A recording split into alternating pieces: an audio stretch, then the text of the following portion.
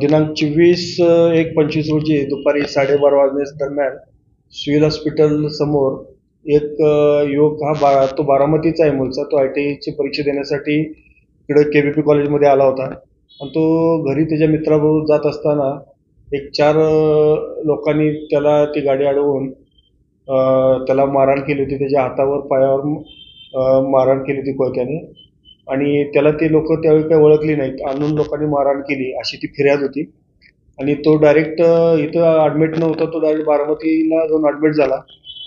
त्या ठिकाणी MLCच्या द्वारे तो गुन्हा दाखल झाला. त्यानंतर यातील अनोळखी आरोपी असल्यामुळे आम्ही त्याचं फुटेज हे ते सर्व त्यातले पाहून यामधील काही आरोपी निष्पन्न केले आणि त्यांना या गुन्ह्यामध्ये 4 आरोपी निष्पन्न झालेले आहेत. त्यातले 3 आरोपी अटक केलेत. त्यांना 5 दिवसाची पोलीस कस्टडी मिळालेली आहे. तरी यातील अजून एक आरोपी फरार आहे. या भयामध्ये यांचं यापूर्वी बारामतीला 14 तारखेला भांडण झालं होतं. त्या भांडणाचा राग मनात धरून हे कृत्य झालेलं आहे.